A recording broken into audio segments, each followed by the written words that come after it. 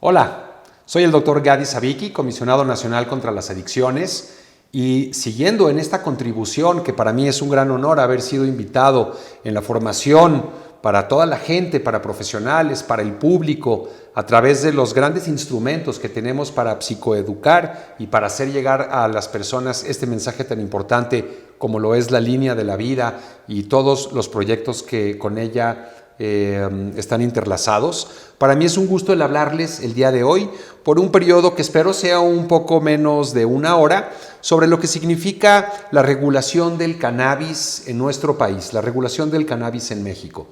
Este es un tema muy vigente del que la mayoría de nosotros hemos opinado y hemos escuchado, y entonces quiero hablar un poco de una mezcla de aspectos técnicos con aspectos históricos, con aspectos de política de drogas, que es lo que más nos importa en este momento, así como de ciertas prácticas y guías médicas aceptadas, correctas en todo el mundo. Entonces empezaremos a hablar muy brevemente sobre la planta.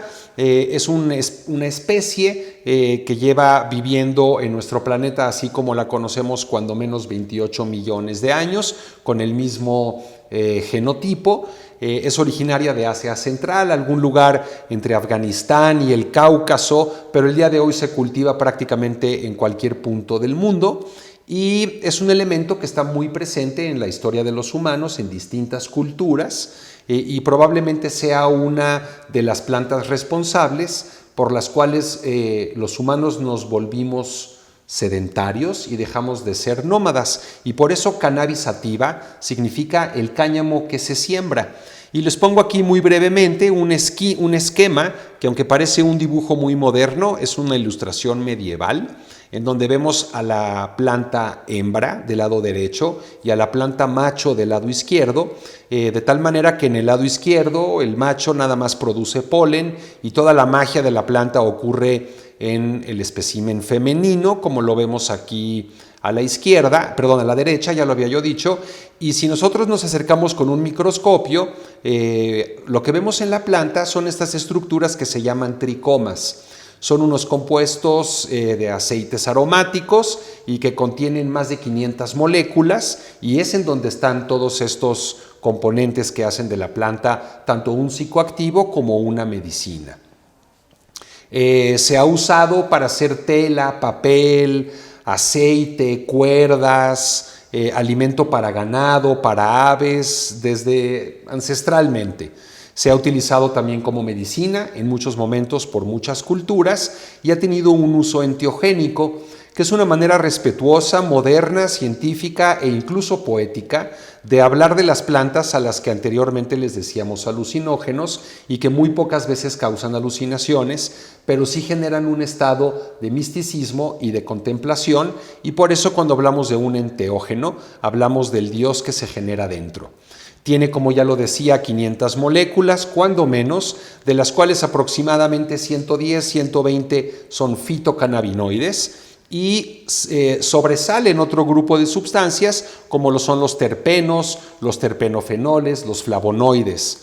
Esta es una pintura rupestre que tiene pues miles de años, y en esta cueva ya los cazadores de alguna manera ilustraban a la planta por alguno de sus efectos visionarios, al igual que en esta otra descripción de un jeroglífico egipcio, en donde el faraón le lleva unas plantas de cannabis al dios Horus, que es el ojo en el cielo, el dios que todo lo ve. Igual que este documento, que es el papiro de Evers, se encuentra el día de hoy, si no me equivoco, en la biblioteca de Oxford, y aquí se habla de los usos medicinales de la cannabis, en especial de las hemorroides, como una curiosidad clínica. Los asirio-babilónicos, la cuna de la civilización entre el Tigris y el Éufrates, veneraban a esta planta e incluso generan el vocablo canubo, y probablemente de allí venga el nombre cannabis.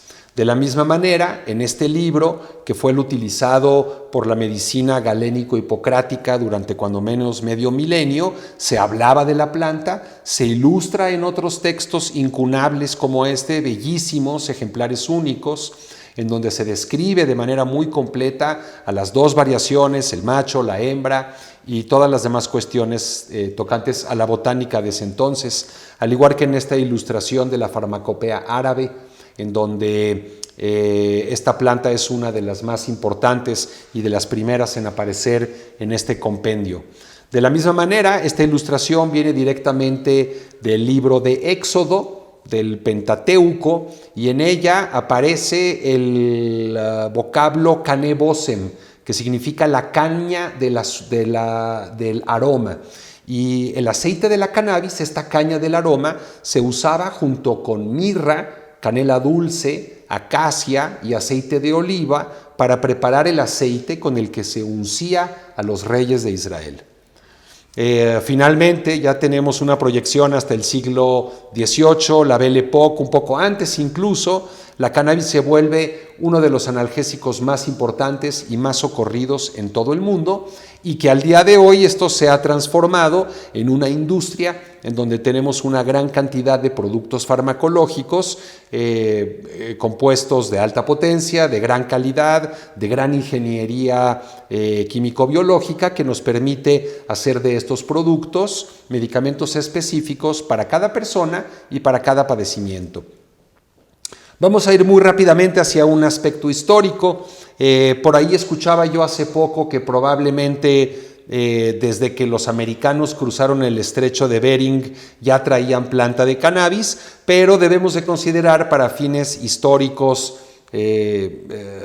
convencionales que el cáñamo llega a la Nueva España, llega al Nuevo Mundo en las carabelas de Cristóbal Colón en forma de cuerdas de las mismas velas de las embarcaciones, y de manera inmediata las semillas que se traen se empiezan a difundir en el territorio. El virrey Carlos V, en cuyo imperio nunca se ocultaba el sol, ordena que se les enseñe a los indígenas a cultivar e hilar la planta del cáñamo. Un poco después, la segunda Real Audiencia, a través del gobernador Sebastián Ramírez de Fuenleal, oficializa el cultivo de esta planta. Y como ustedes saben, en México ya teníamos una gran tradición herbolaria, una gran tradición del uso de plantas de poder, de plantas enteogénicas, ritualísticas, con componentes psicoactivos muy importantes, y no tardó mucho tiempo en donde aparentemente algunos esclavos africanos introdujeron el uso, digamos, psicoactivo, psicodélico de la planta.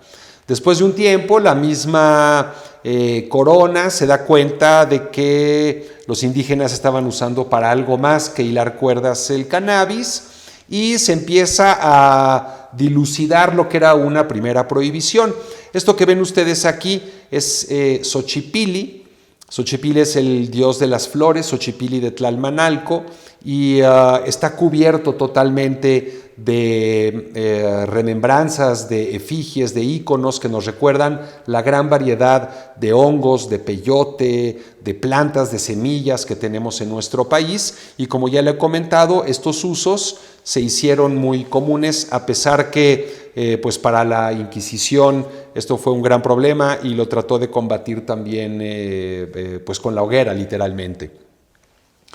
Metiéndonos ya en el siglo de las luces, algunos médicos europeos como William O'Shaughnessy, él viajó como irlandés a Calcuta porque era parte del Imperio Británico, y Moreau de Tours, siendo parte del Imperio francés, viaja a Argelia, y de manera más o menos concomitante empiezan a ver el uso de la planta del cannabis en estas poblaciones para sus fines no nada más económicos, sino también medicinales. Es probable que el término marihuana venga de María y Juana, la soldadera, las Juanitas que venían en los trenes, en la bola revolucionaria, utilizaban este remedio para aliviar tanto el dolor del alma como el dolor físico. Y aquí les pongo una fotografía que existe de Doroteo Arango, también conocido como Pancho Villa. Y bueno, aunque no tiene rascahuele la fotografía, pues yo lo veo ahí fumándose un churrote de marihuana al amigo, y ciertamente fue una práctica muy difundida, ¿no?, en la Revolución. En 1920 se prohíbe estrictamente y específicamente la venta del cannabis para fumarse, para fumarlo como marihuana, se prohíbe el cruce de las fronteras unos años después y de acorde a la prohibición y a situaciones moralinas y de control económico, desde 1937 aparece en Estados Unidos el Marijuana Tax Act y a través de puro escándalo, racismo y moralinas, insisto yo, se prohíbe a la cannabis. Fíjense bien, este amigo es Harry Anslinger, que él es el promotor, el arquitecto, el ejecutor de la guerra contra la marihuana, y él decía lo siguiente: existen aproximadamente 100,000 fumadores de marihuana en los Estados Unidos. La mayoría son negros, hispánicos, filipinos y artistas. Su música satánica, el jazz y el swing, resulta de su uso de marihuana. Y esta marihuana hace que las mujeres blancas traten de tener relaciones sexuales con los negros, los artistas y cualquier otro. Y aunque ustedes no lo crean y se rían de ello, estos fueron los argumentos por los cuales se prohibió a la cannabis. Así de sencillo. Sin embargo, de una manera visionaria, el general Cárdenas, mientras era presidente constitucional en México, promulga el Reglamento Federal de Toxicomanías y de una manera totalmente profética, una visión hacia el futuro, diría yo, él dice: las personas que tienen problemas de drogas, los toxicómanos, le hace aquí, son personas enfermas, esto no es un delito y tenemos que ayudarles con el abasto de estos medicamentos que les permite mantener cierta funcionalidad. Y así fue. Durante un verano y un otoño, más o menos, en México, estuvo permitida la administración legal de morfina, cocaína, cannabis a las personas que tenían una adicción a estas drogas. Y era un experimento realmente de vanguardia, de avanzada, realizado dentro de otros marcos en el pues ya histórico, ¿no?, Hospital de la Castañeda, en donde el doctor Leopoldo Salazar Viniegra y su grupo le dieron seguimiento a esta idea del del general Cárdenas. Finalmente, de una manera para mí bastante cruel, los americanos amagan al gobierno mexicano y le dicen: tú no puedes hacer eso, no puedes permitir estas drogas, y si lo haces te vamos a dejar de proporcionar medicamentos. Esto sucede a la mitad de la Segunda Guerra Mundial y el presidente Cárdenas, pues yo creo que cuidando el acceso de la población a las medicinas, los antibióticos, la penicilina era la gran invención de ese momento, pues cede y volvemos a la prohibición. Ya en 1947 se incrementan las penas de la guerra contra las drogas, la posesión, el transporte, empiezan a verse como parte de una cadena, hasta que en 1961 se hace la Convención Única de Estupefacientes en el seno de las Naciones Unidas. México es uno de sus signatarios, en donde prácticamente todos los países del mundo nos suscribimos a esta convención que nos dice cuáles drogas son prohibidas, cuáles son peligrosas, cuáles tienen un uso médico.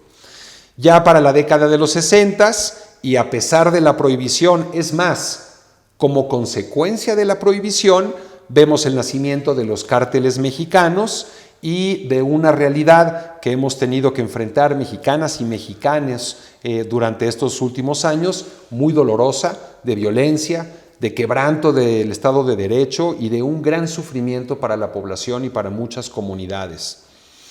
Y esto se mantuvo como una cuestión monolítica de prohibición hasta que poco a poco empezamos a ver algunos cambios por la acción social, por la opinión de los expertos en salud, algunos cuerpos policíacos que veían la dificultad con la implementación de esta guerra contra las drogas, de la cero tolerancia, de las frases huecas como un mundo sin drogas. Y entonces en el 2009 se emite esta tabla, que yo le digo cariñosamente la tabla mínima de dosis máximas, en donde ya había una diferenciación de lo que era un usuario que portaba una sustancia para su consumo, lo que no consistía como tal en una pena mayor, sino en una falta administrativa, se le refería a un tratamiento, y si la persona tenía por encima de esta cantidad, ya era sujeto a la acción penal bajo un concepto de narcomenudeo. En el 2015, el 11 de agosto, Graciela Elizalde se convierte en la primera mexicana en recibir legalmente un aceite producto de cannabis para resolver un problema de epilepsia refractaria. Les comento al margen que yo tuve la gran oportunidad de ser el médico canábico, el psiquiatra que dio el peritaje para este amparo y con una muestra de pensamiento vanguardista y de gran entendimiento de las dinámicas de nuestro país, la Suprema Corte de Justicia, a raíz de esto, hace jurisprudencia y en México la cannabis a partir de este momento deja de ser una droga peligrosísima sin usos médicos y se convierte en una droga potencialmente peligrosa en algunas personas, pero con gran capacidad terapéutica. Sucede algo similar, yo me voy a concentrar en la regulación en el ámbito médico, pero también hubieron unos ciudadanos que se ampararon y obtuvieron la jurisprudencia para utilizar como adultos la planta de cannabis, poder cultivar unas plantas. Y esto la Corte lo dice, en primer lugar, porque tienen derecho a la elección de su estilo de vida y su desarrollo de personalidad, y en segundo lugar, porque las penas que ponemos en práctica para la gente que comete delitos asociados al cannabis son absolutamente improcedentes, no pasan el test de la proporcionalidad. Eso significa que si una mujer se roba un bolillo para alimentar a su hijo, sería inapropiado cortarle una mano por este delito. Y en ese mismo sentido, la Corte, de manera liberal, vanguardista, insisto yo, abre la puerta para el uso responsable de los adultos de la planta del cannabis. De tal manera que para noviembre del 17 el Congreso mexicano aprueba la normativa que despenaliza el uso médico. Esta es una foto de una marcha de la liberación del cannabis y esta persona tenía una pancarta que decía: prohibir una medicina es atentar contra los derechos humanos. Se desclasifica el THC de la lista número 1 y lo pasa a la lista número 2, dándole de esta manera propiedades médicas. Y se emite un aviso para que a los 180 días se emita una regulación en ese sentido. Para el 2019, el caso de Carlos Garfias se volvió muy emblemático porque la Corte nos obliga no solo a reconocer su derecho, sino a capacitar a un médico y hacerle llegar el medicamento a través de su centro de derechohabiencia, que en este caso fue el Instituto Mexicano del Seguro Social, y con esto se rompe otro techo de cristal y se perfila el que todos los mexicanos y mexicanas tengan un acceso también a esta sustancia. Esta foto ilustra el motor del cambio, que fueron todas estas mamás que tuvieron niños con epilepsias refractarias y problemas del desarrollo y que encontraron una respuesta magnífica a los preparados canábicos para una situación en donde la medicina hegemónica estábamos ofreciendo pocas respuestas. Bien, entonces finalmente debemos de recordar que el espectro de consumo de sustancias va desde el uso benéfico, cuando hablamos de la cannabis, hasta el uso problemático. No queremos decir que el que sea una medicina hace que la cannabis sea una droga totalmente inocua. Sobre todo en personas menores de 20 años es muy desaconsejable su uso. Y tenemos este campo de batalla en el que todavía hay mucha investigación, que es: la cannabis es un veneno para el alma, se debe de criminalizar y prohibir, o la cannabis es un remedio para el alma y se debe de utilizar para el uso médico ritualístico. La cannabis es un veneno para el cuerpo y entonces tiene que ser sujeto a un tratamiento y a la política pública, o la cannabis puede ser un remedio para el cuerpo y debe de ser utilizado como una medicina. Y debemos de salir de la tautología. O sea, la marihuana es muy peligrosa. ¿Por qué? Pues porque por ella se internan los jóvenes. ¿Pero por qué? Pues porque es muy peligrosa. Entonces necesitamos darle un sentido científico y epistemológico a cada paso que damos alrededor de ello. El continente americano, como ven ustedes en esta ilustración, desde el estrecho de Bering y hasta la Tierra de Fuego, se ha decantado claramente hacia la regulación de la cannabis, lo mismo que Europa. Probablemente veamos esto en algunos lugares de Asia, en Oceanía también sucede. Por lo pronto África tiene otros problemas mayores y no participa de la misma manera en la discusión. El bloque árabe en su mayoría y muchos países como la Federación Rusa y China se siguen oponiendo de manera muy tajante al avance de estas investigaciones, que nos propone un sinnúmero de padecimientos. La cannabis tiene todos estos componentes expresados en colores. El más importante, como ven ustedes, es el CBD. Y tiene todas estas atribuciones putativas. La OMS, la Organización Mundial de la Salud, emite un comunicado en donde textualmente dice: el cannabidiol CBD es una molécula no psicoactiva de la planta Cannabis sativa L y no es una sustancia peligrosa, por el contrario, cuenta con un alto potencial terapéutico. La sociedad muy rápidamente empezó a escuchar de una comadre, a ver un reportaje en la tele, a escuchar de expertos, a escuchar de médicos, y entonces ha cambiado por completo la visión que tiene la sociedad con respecto a ello, de tal manera que el día de hoy casi toda la sociedad opina, solo el 4% no tiene una opinión, pero el 84% de la sociedad está a favor del uso de la cannabis medicinal y nada más el 12% se opone a ella. Entonces, ¿qué es lo que se publicó en México el 12 de enero? Es un reglamento de la Ley General de Salud en materia de control sanitario para la producción, investigación y uso medicinal de la cannabis y sus derivados farmacológicos. Así se intitula. Su título primero nos habla de las disposiciones generales, obviamente, cuál es el objeto, los fines, cuáles son las definiciones y de las competencias de la ley. En el título segundo nos habla de los laboratorios de control de calidad, que son un elemento muy importante.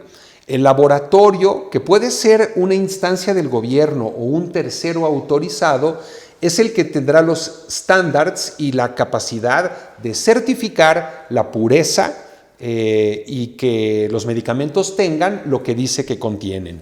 En su título tercero se habla de los fines de la cannabis, que en este reglamento están dirigidos a la investigación, a la producción, a sus usos médicos, a la fabricación y a la destrucción de los residuos, que por cierto, de manera interesante, lo más probable es que la cannabis, siendo una planta que se utiliza en todas sus formas, no sea destruida, porque si yo agarro a la planta del cannabis y le saco todas las moléculas biológicas, me queda una fibra excelente.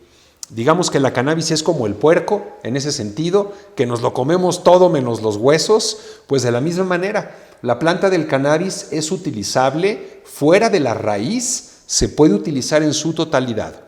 El título cuarto habla sobre nuestras fronteras, aduanas, importación y exportación. El título quinto habla de los establecimientos que serán considerados, lo entrecomillo, dispensarios médicos. ¿Qué características tiene este lugar? ¿Cómo deben de ser físicamente? ¿Qué estructura requieren? ¿Y quiénes con qué licencias trabajan en ellos? Finalmente, el título sexto habla de la publicidad y la comercialización. Les quiero mostrar cómo hay dos grandes mundos en lo que tiene que ver con ello. Por una parte está salud, está la COFEPRIS, está la Comisión Nacional contra las Adicciones, por supuesto, y a nosotros nos va a tocar pues lo que tiene que ver con la investigación, el control de la calidad, el uso de medicamentos, la licenciación de los médicos, y le haremos para ello una trazabilidad absoluta a nuestros productos, desde la genética de la semilla hasta el producto que se compra en la farmacia o en el dispensario.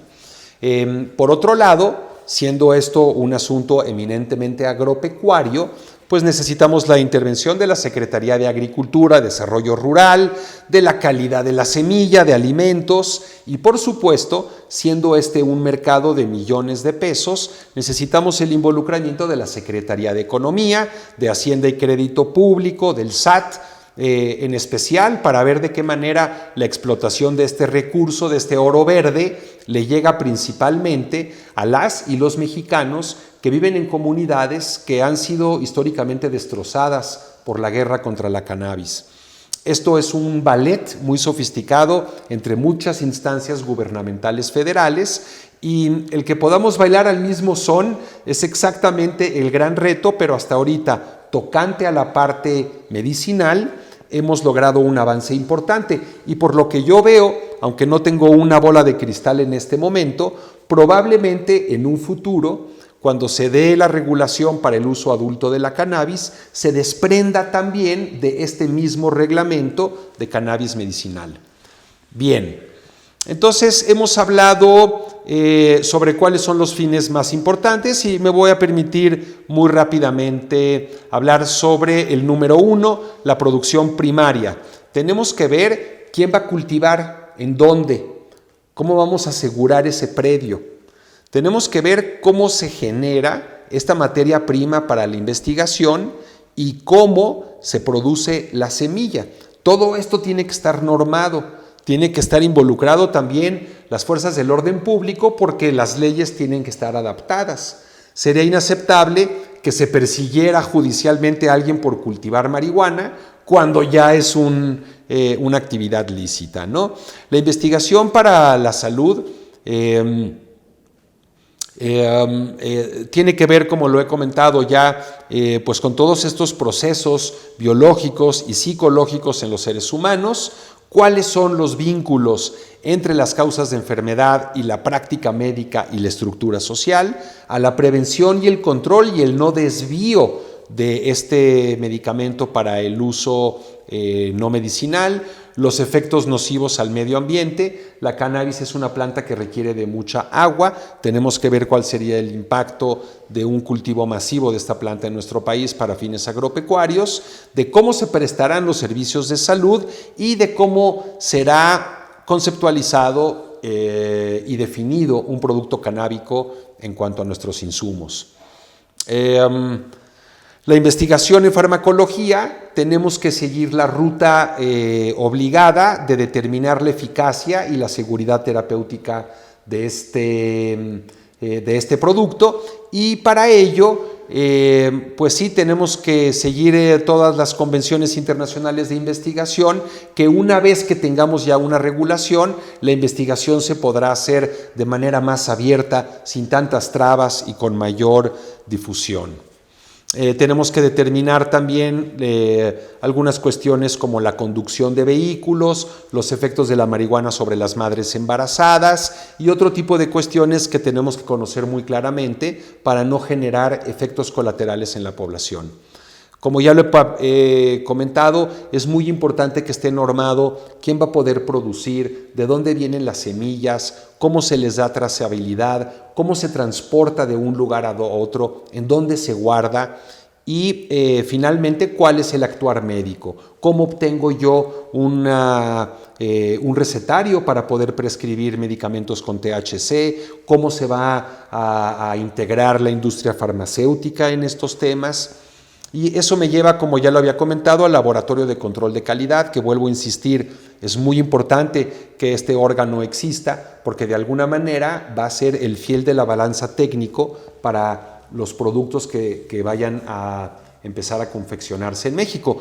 Y supongo que hay un consenso alrededor de que nadie quiere que México se convierta en el invernadero de marihuana de los países ricos, porque podemos serlo.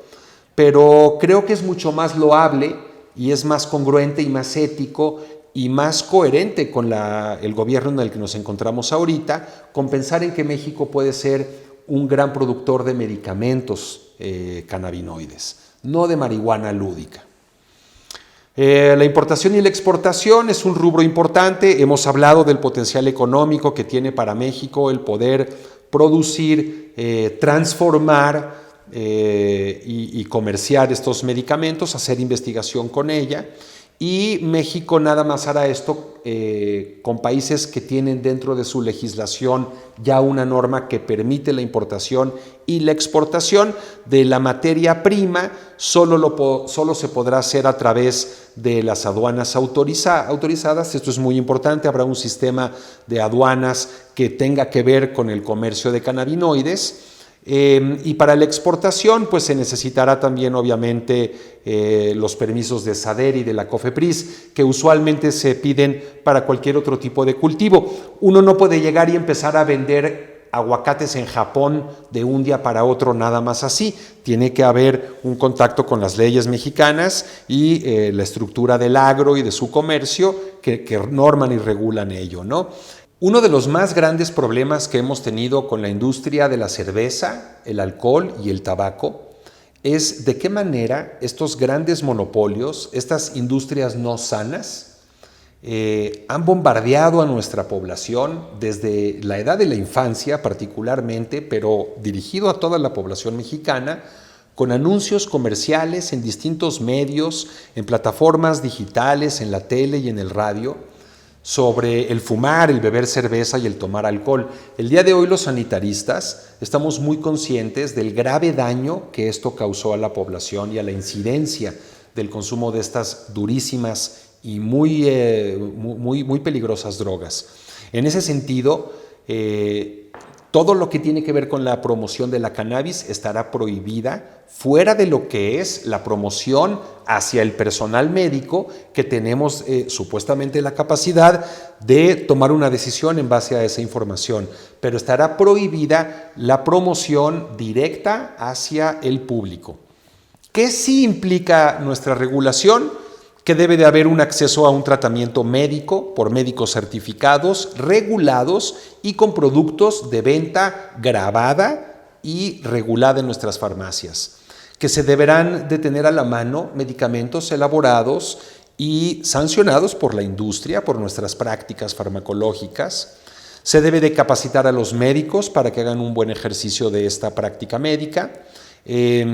La cannabis, el día de hoy sabemos que favorece claramente la salud de millones de mexicanos y mexicanas, y hasta el día de hoy debemos de decir que la cannabis todavía no se puede utilizar como un medicamento preventivo. ¿Qué no implica esta regulación?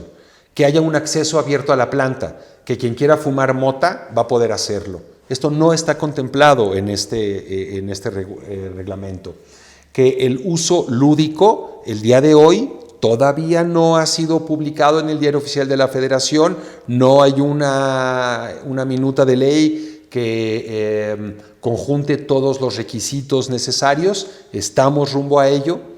La promoción de venta de estos productos estará totalmente prohibida y también se prohibirá el uso un tanto absurdo de estos medicamentos en combinación con cerveza, por ejemplo, que pensamos que esto no puede traer más que problemas para la gente y pensamos que el Estado mexicano, al igual que los vapeadores, no podemos estar de acuerdo con la comercialización de un producto que tiene tan claramente implicaciones negativas para nuestra población.